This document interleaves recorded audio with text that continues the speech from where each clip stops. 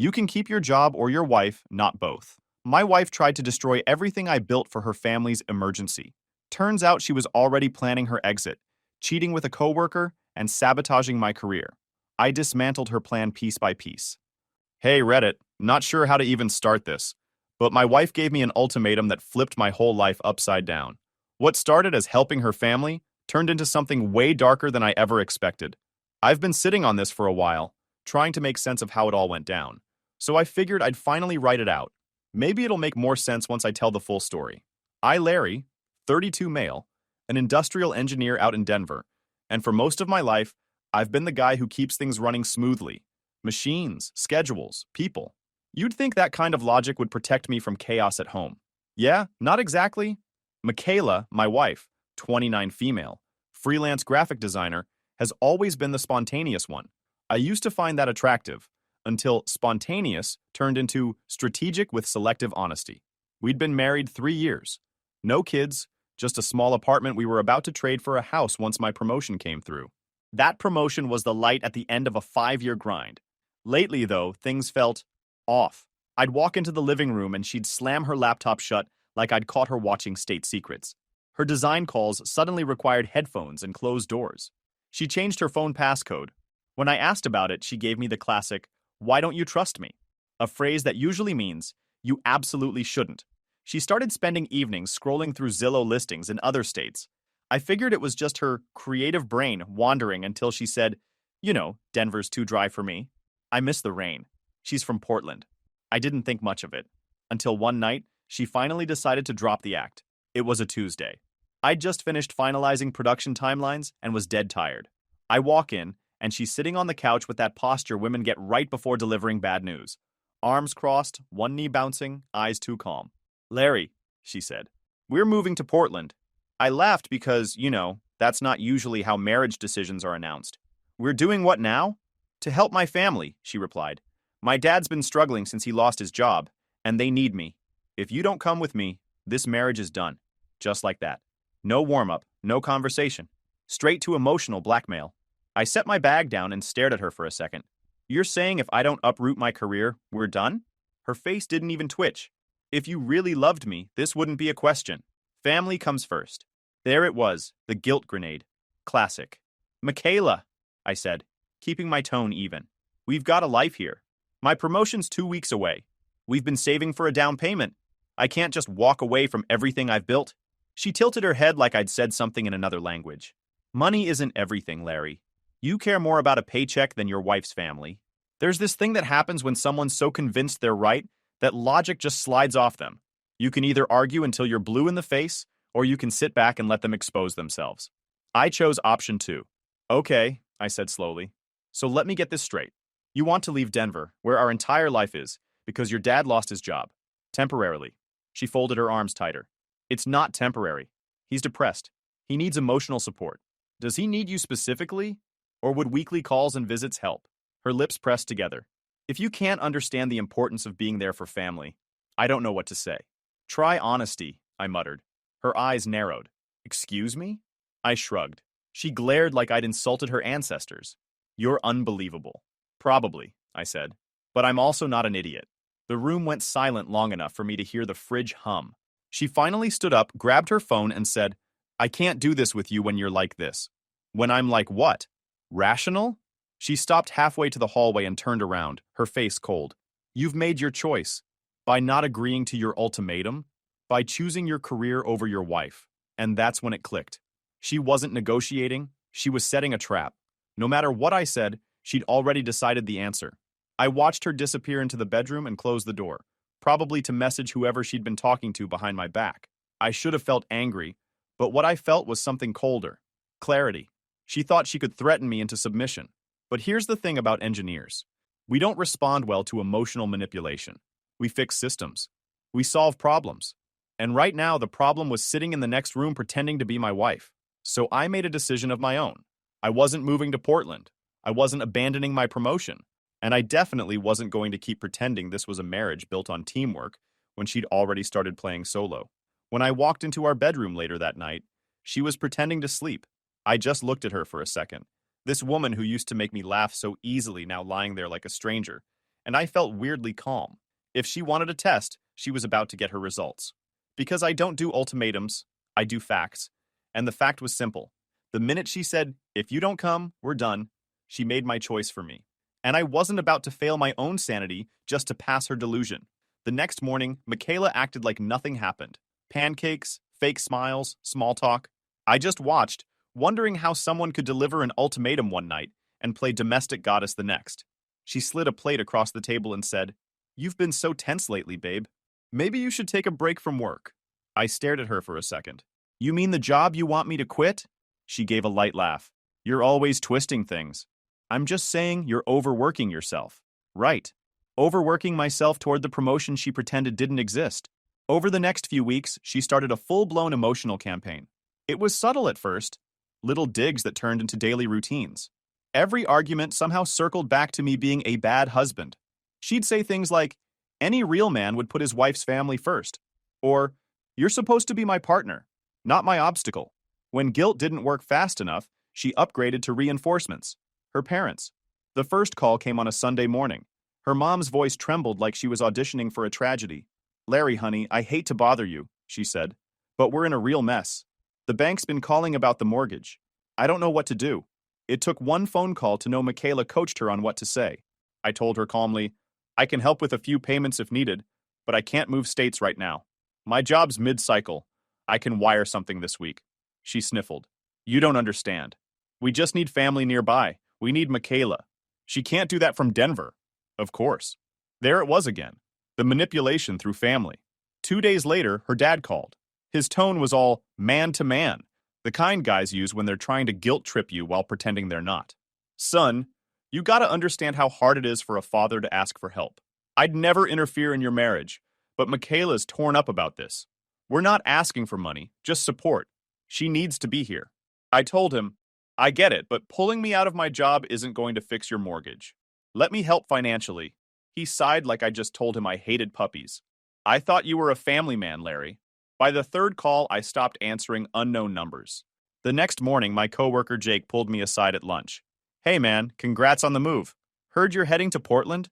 I nearly choked on my sandwich. "What?" "Yeah, your wife mentioned it on the company page. Said you're wrapping up projects before the transfer." I laughed. One of those quiet, disbelieving laughs that come right before fury. "Jake, I'm not going anywhere." He raised an eyebrow. "Then you might want to check with your mortgage guy too. Heard from Susan in accounting that you canceled your pre-approval." That's when my stomach dropped. I hadn't canceled anything. I called the bank during lunch. After a few minutes on hold, the rep came back and said, "Yes, we received the cancellation request from the shared Gmail you used on the lender portal. It was submitted yesterday by Michaela Walters." I gripped the phone tighter. Of course it was. I hung up, took a deep breath, and said to myself, of course she did. Porque that night I came home and found her pretending to scroll Pinterest like she wasn't planning corporate sabotage.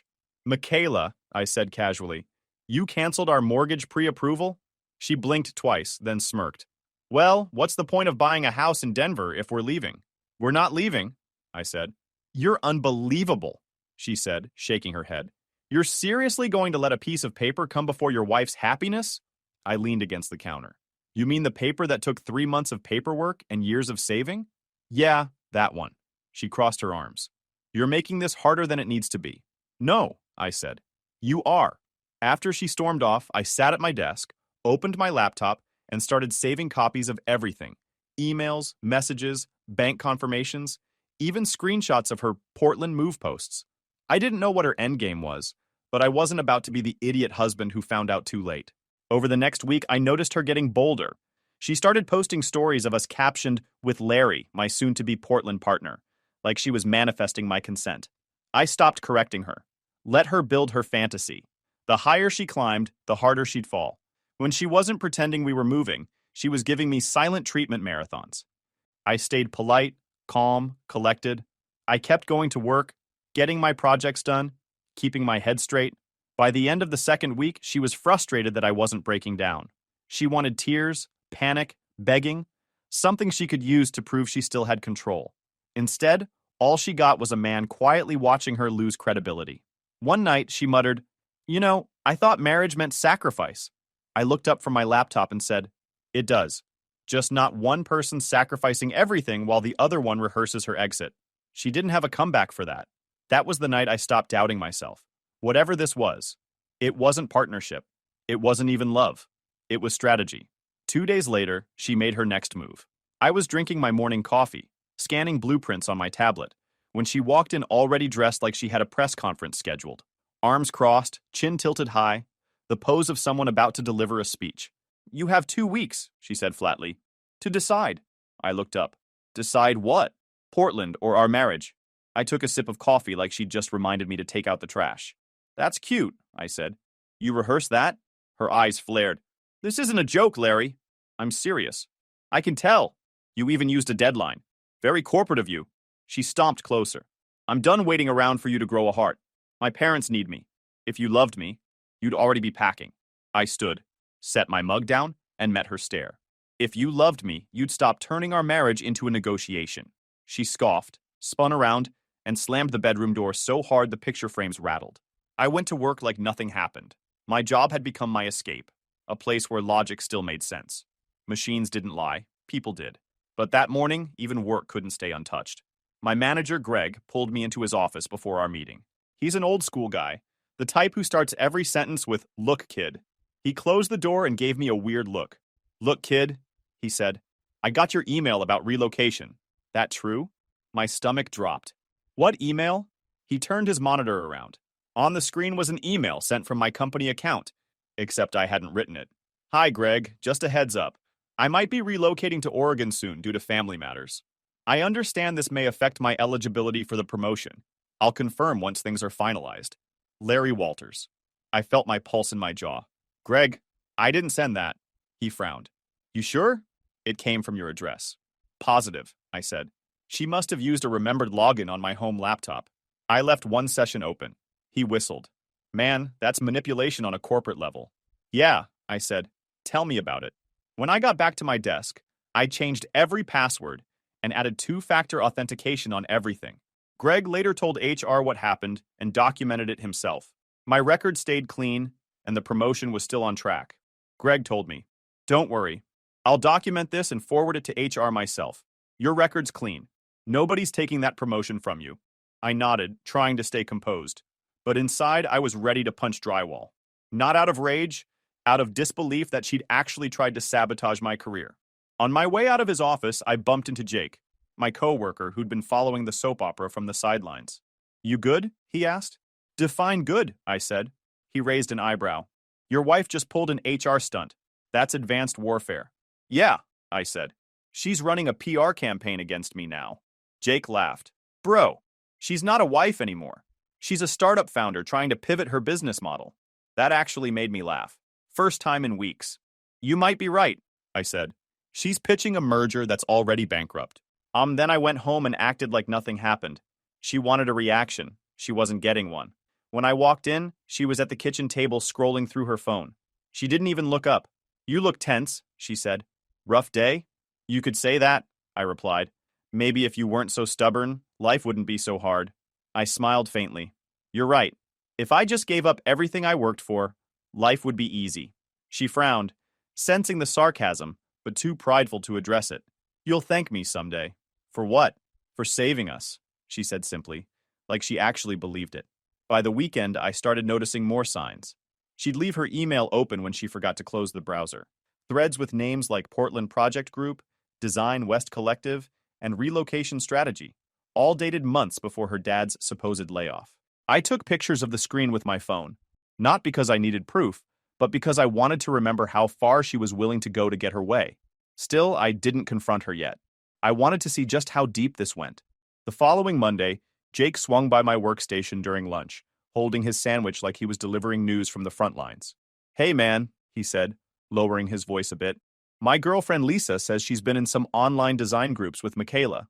I didn't even look up from my screen. "That's so?" "Yeah," he said.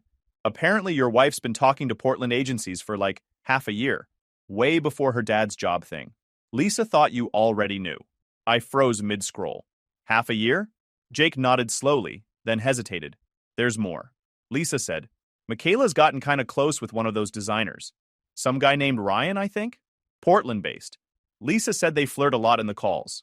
Like not professional collaborate close, more inside jokes and late night messages close. I leaned back in my chair, exhaled through my nose, and smirked. Of course she did. Jake frowned. You okay, man? Oh, I'm fantastic, I said, dry as sandpaper. Just realized my wife's been running a long-term relocation campaign with a side project named Ryan. Might even have quarterly goals and performance reviews. Jake winced. Dude, that's rough. Not rough, I said, gathering my files. Predictable. I stood in the doorway, just out of camera range, and listened. Yeah, once I'm back home permanently, she was saying, I'll have more time to build my portfolio. My husband's just being difficult, but he'll come around. He always does. I smiled. That was the first true thing she'd said all year. I had always come around. Until now. When she ended the call, she jumped a little when she saw me standing there. Jesus, Larry, don't sneak up on me like that. Didn't mean to, I said calmly. Just hearing about how I'll come around. Sounds like breaking news. She went pale, then quickly recovered. It's called manifesting, Larry. You should try it. Might help you get over your obsession with control. I tilted my head. Funny. Coming from the woman who emailed my boss pretending to be me.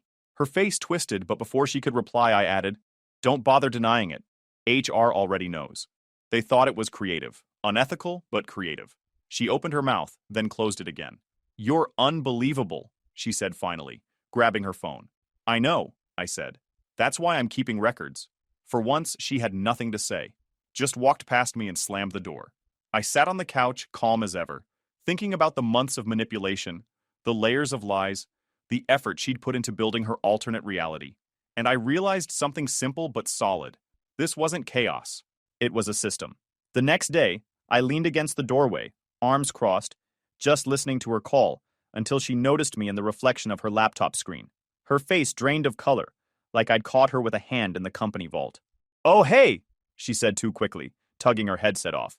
Didn't hear you come in. Clearly? She fumbled with her mouse. I was just wrapping up a client call. With Ryan? I asked casually. Her hands froze mid-motion. What? I walked in slowly. The Portland designer you've been flirting with for 6 months. Don't look so surprised. Lisa filled me in. She blinked fast, switching to defense mode. You're seriously invading my privacy now? Spying on me through your coworkers? God, Larry, that's disgusting. No, I said evenly. What's disgusting is lying to my face every day while pretending to play wife of the year.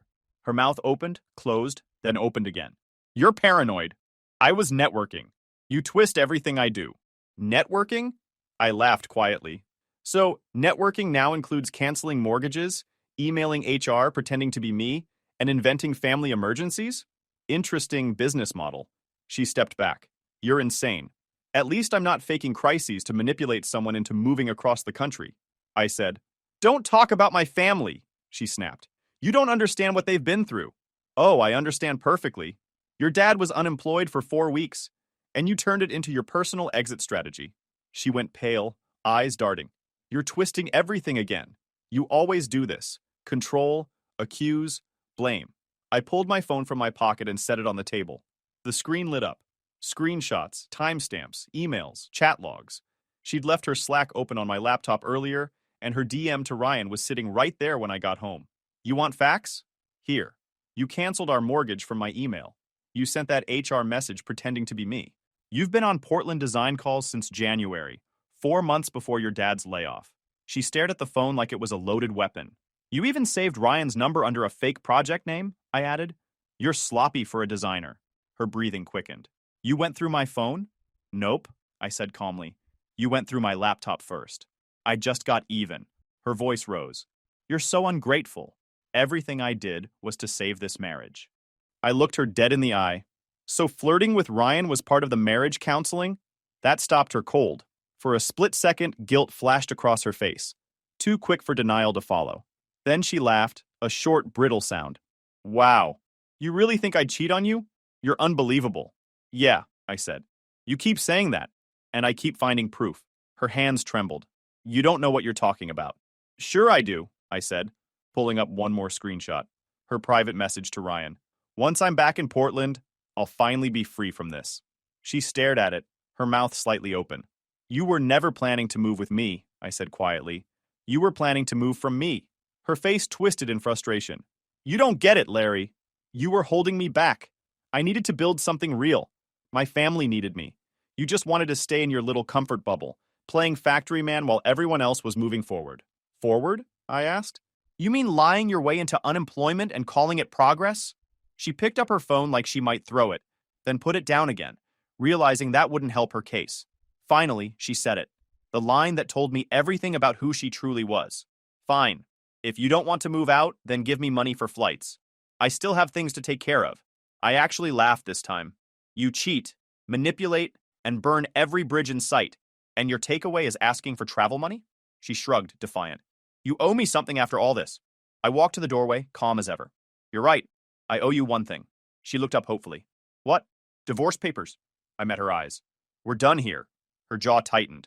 You'll regret this. I already do, I said, regretting not ending it earlier.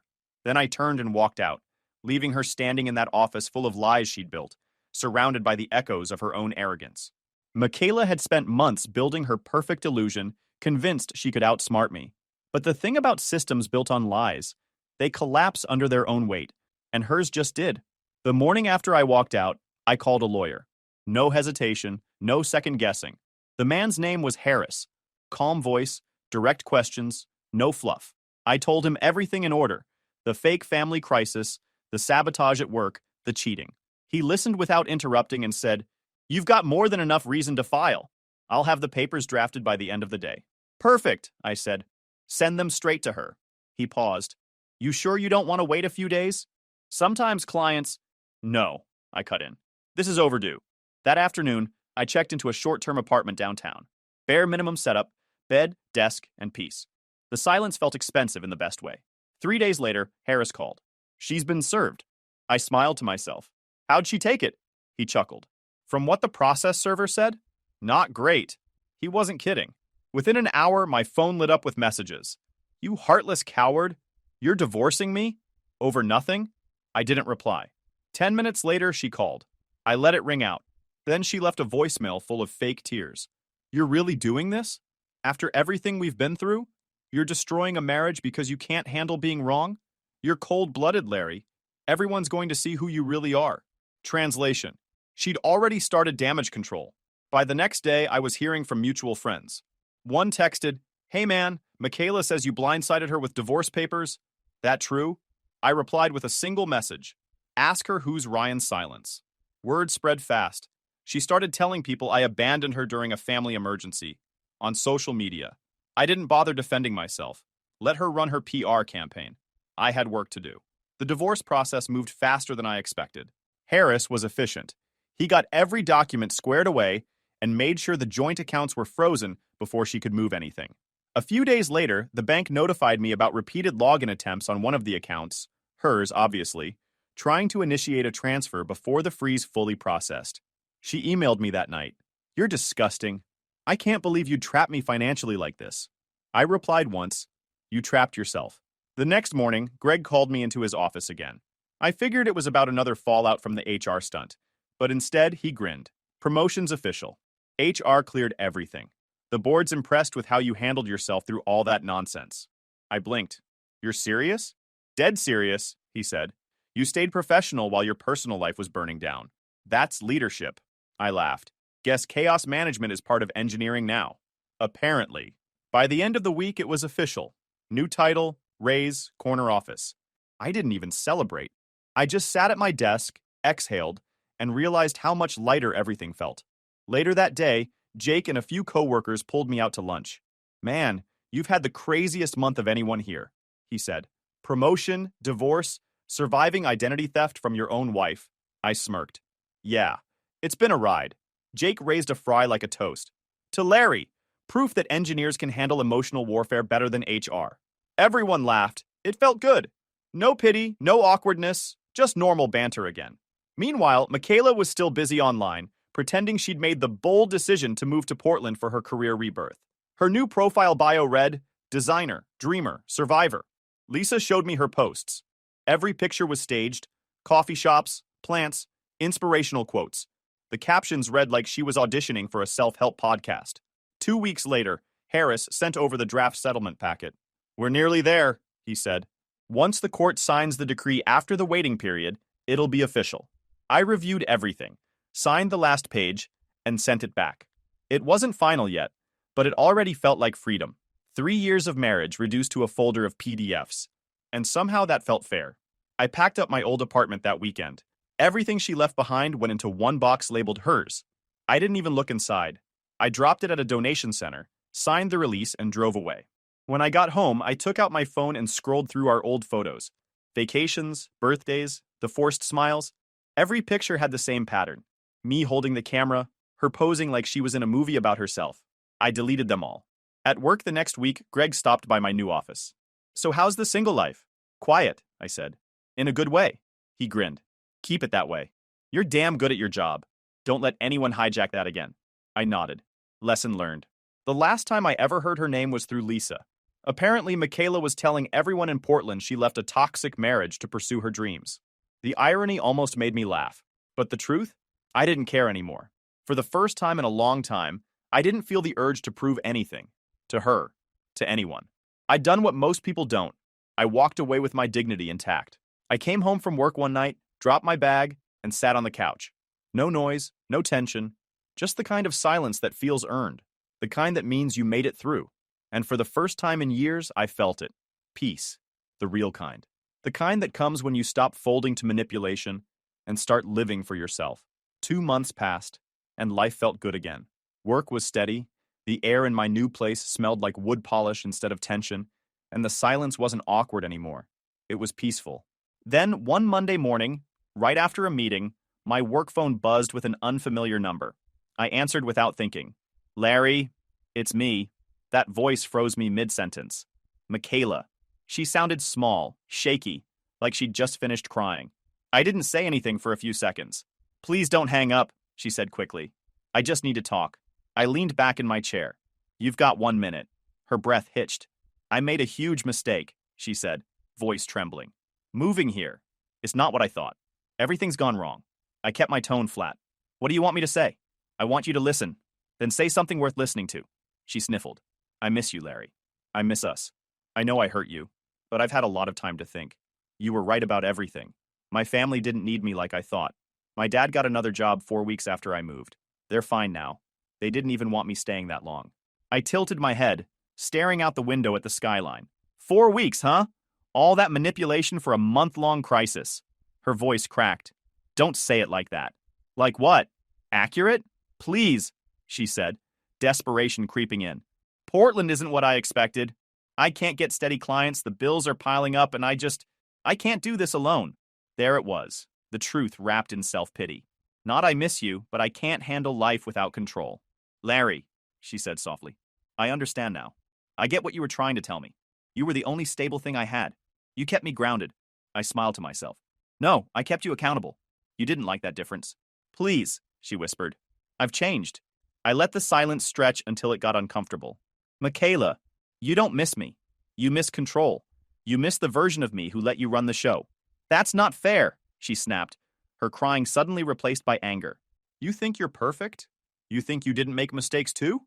"I did," I said, "but mine weren't calculated." She went quiet for a long moment. "I just want another chance," she said finally, voice trembling again. "I'll move back. I'll prove I can be better." I checked the clock. "Your minute's up. Larry, please." Click. I hung up, blocked the number, sat there for a moment letting the quiet settle. There wasn't anger in me anymore, just certainty. 3 days later, she called again from another number. I ignored it. Then came an email. Subject line: "We need to talk." Deleted. The next day, I came home from work and saw her car parked in my driveway. My stomach didn't drop this time. It just steadied. I parked behind her, walked past her without a word, and unlocked my front door. "Larry!" she shouted, jumping out of the car. "You can't just walk away like this!" I turned slightly. "Watch me." She followed me halfway to the porch, crying. "You can't just throw away 3 years!" I looked at her once, calm and expressionless. "You already did." Then I stepped inside and shut the door. She banged on it a few times, shouting things between sobs. I didn't respond. For 20 minutes, she stayed outside, alternating between begging and cursing. Then her voice faded. A few minutes later, I heard the sound of her car door slam and the engine start. When I finally opened the door, there was a letter taped to it. My name written in big, shaky handwriting. I stared at it for a second, then pulled it off and dropped it straight into the trash can without reading a word. I didn't need to know what it said. It would have been more of the same. Just another performance. Another attempt to rewrite the story with herself as the victim. Later that night, Lisa texted me. Saw Michaela's new post. Something about learning from loss and rebuilding strength. I replied, yeah, she's learning all right. Then I put my phone on silent and went back to what I was doing, assembling a new desk for my home office. Every screw, every piece methodically in place. No chaos, no manipulation, just order. That night, I sat at my finished desk and realized something important. Closure doesn't come from someone saying, I'm sorry. It comes from not needing to hear it. She wanted a reaction. I gave her silence. She wanted guilt. I gave her distance. And for the first time, that silence didn't feel empty. It felt earned. A few weeks passed after Michaela's little doorstep stunt, and life went back to normal. My kind of normal. No drama, no guilt trips, no one timing their tears for effect. Just work, gym, and a clean house that actually stayed clean. Then one morning, I was running through project notes when Lisa texted me out of nowhere. Hey, thought you'd want to know. Your ex-wife's been making waves again. I replied, that sounds like her full-time job. Yeah, except now the waves are crashing. She got fired from Henderson Design. Something about integrity issues. Words going around that she got bounced for lying to a client, and a few local shops are already avoiding her. I sat back in my chair, almost laughing. The same company she bragged about joining? The one she left me for? Gone. Oh, and she's posting new chapter quotes again. Everyone knows she's lying about freelancing. I typed one line back. Some lessons come with invoice terms. That night, curiosity got the better of me. I checked her page, not because I missed her, but because I wanted to confirm what I already knew. Her latest post was a selfie in a coffee shop with the caption, New beginnings take courage. Translation, I got caught lying again. She was still pretending she'd chosen this life, still playing the victim. The comments were dry. No one buying it anymore. I closed the app and deleted the link. She wasn't my problem anymore, and her failure wasn't my victory. It was just proof that karma runs on its own schedule. A week later, I got an email from an address I didn't recognize at first. Michaela.kdesigns at. The subject line read, I'm finally ready to talk. I didn't open it right away. I made dinner, cleaned up, took a shower, and sat down at my desk. Then I clicked it open. Larry, I know I've said things I shouldn't have. I've had time to reflect on everything. Portland wasn't what I hoped for. I thought I was chasing independence, but maybe I was just running from myself. I hope we can talk as friends. You were always the most stable person in my life. Michaela, no apology, no ownership. Just recycled words wrapped in fake humility. I hovered over the reply button for 2 seconds, then hit delete. Not even worth a no. 2 days later, Lisa sent another message. She's telling people you might reconcile. I replied, she can reconcile with her landlord first. At work, things couldn't have been smoother.